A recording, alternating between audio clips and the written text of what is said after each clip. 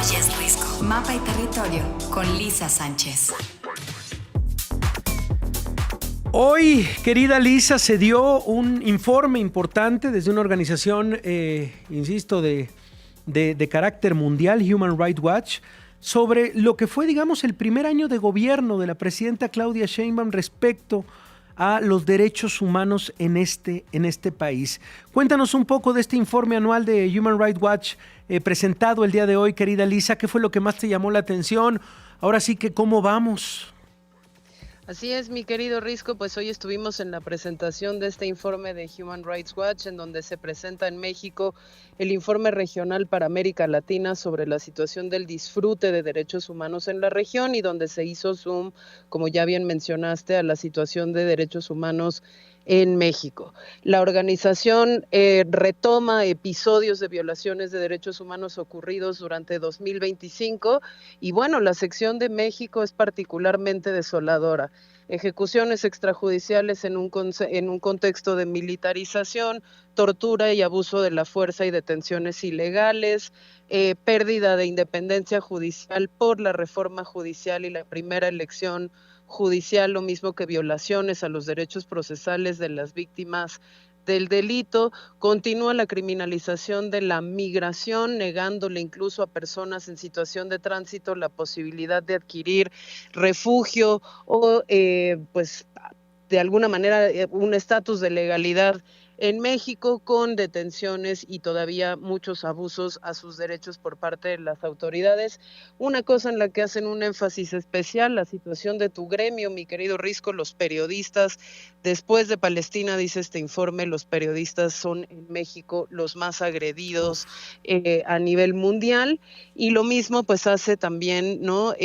Un reconocimiento de algunos derechos económicos y sociales que claro que mejoran, como el tema de la superación de la pobreza para muchos millones de personas, de acuerdo a las últimas cifras publicadas por la autoridad. Interesante, yo creo que el foco lo ponen particularmente en la erosión democrática de la destrucción de ciertas instituciones, particularmente los órganos autónomos como el INAI, el debilitamiento del Poder Judicial, y pues en ese contexto tuvimos hoy, yo creo que una sentencia de la Suprema Corte de Justicia, que si quieres manejamos como ejemplo, pues que es muy desoladora en términos de qué nos espera para los próximos años en el disfrute y defensa de los derechos humanos en México. Híjole. A ver, entonces, me están llamando la atención dos perfiles que ha recuperado la prensa de lo presentado el día de hoy. Uno, la amenaza que significa Estados Unidos y el gobierno de Donald Trump para la región en general y para el mundo respecto a un retroceso importante en el disfrute, como lo dices, de derechos humanos. Y también digamos, el saldo final de lo que fue el sexenio de López Obrador y del retroceso democrático que significó esto. Son los dos perfiles que han llamado la atención, sobre todo la prensa. ¿Coincidirías, Lisa, que esto es, digamos, vaya parte de lo resumido esta mañana por esta organización? Sí, yo creo que Human Rights Watch lo que hace es decir, hay una influencia muy perniciosa por la presidencia de Estados Unidos en la región, al menos en dos niveles. Uno, en la securitización de muchísimas agendas sociales que no tendrían por qué ser abordadas como problemas de seguridad, es el caso de la migración.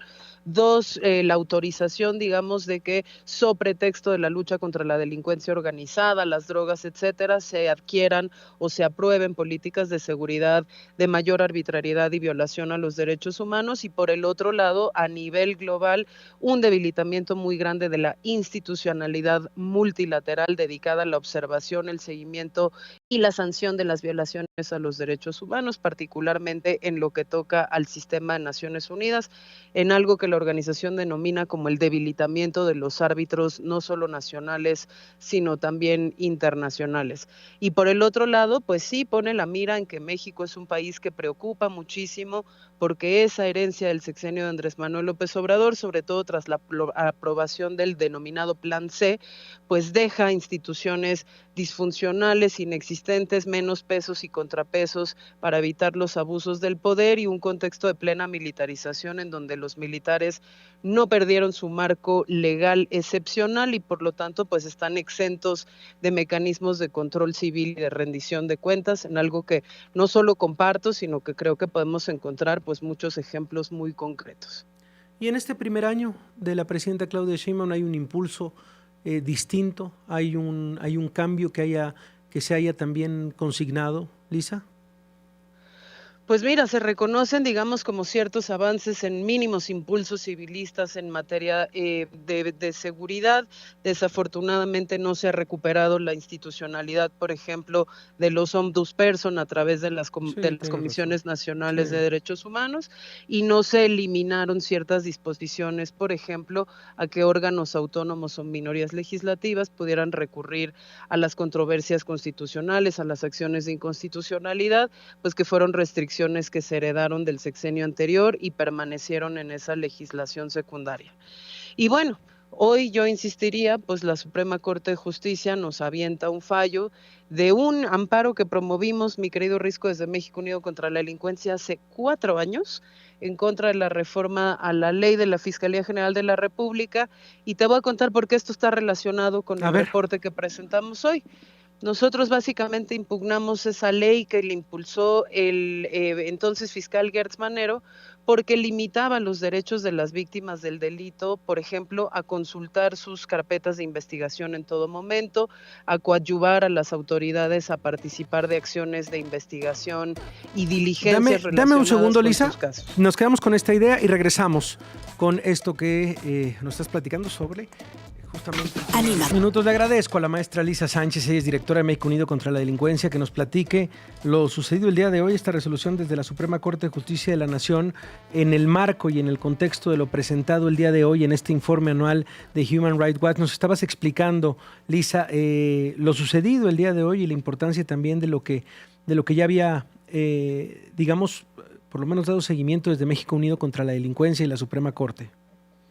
Sí, así es. Decíamos que, bueno, si se presenta un informe que habla de lo oscuro que está el panorama en derechos humanos, lo que sucedió hoy en la Corte es un claro ejemplo de eso.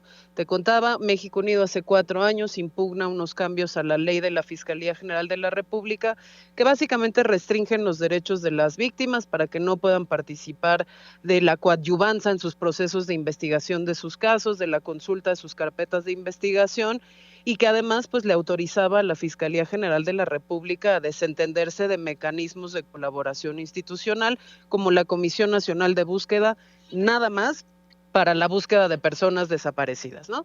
Bueno, pues hoy la Suprema Corte de Justicia, en un proyecto de sentencia que fue aprobado por 7 votos de 9, que estuvo a cargo del ministro presidente Hugo Aguilar, básicamente dijo que no iba a entrar al fondo del asunto de este caso, es decir, no se iba a pronunciar sobre la reducción de los derechos de las víctimas y más bien nos iba a desechar el amparo porque pues hay una nueva interpretación justamente que restringe el interés legítimo de las organizaciones de la sociedad civil para defender derechos humanos y por lo tanto nos desechó el amparo. Yo creo que es doble mala noticia. 1, por la defensa de derechos humanos a través del litigio y 2, precisamente pues porque la Corte se excusa o se escuda en esto para no entrar al fondo de la reducción de los derechos de las víctimas por una reforma de la Fiscalía. Bueno, pues luego lo explicas con muchísima claridad, querida Lisa. Luego terminamos esta sección con un poco más de esperanza. Hoy, ahora sí que nos vamos por el camino de las malas noticias, Lisa, tanto por el reporte de Human Rights Watch de lo que significa y lo que ha significado México también en agresión a periodistas y cómo se retrocede en un país democrático, con lo hecho en los últimos años, particularmente en el sexenio de López Obrador, y ahora lo que nos platicas, la manera en la que la Suprema Corte desechó este amparo que habían promovido ya desde hace 4 años. Qué malas noticias, querida Lisa, pero hay que contarlas también. Te agradezco muchísimo. Igualmente, mi querido Risco, un saludo a ti y a la audiencia. Un abrazo grande, es la maestra Lisa Sánchez. Ella es directora de México Unido contra la delincuencia. Pero bueno,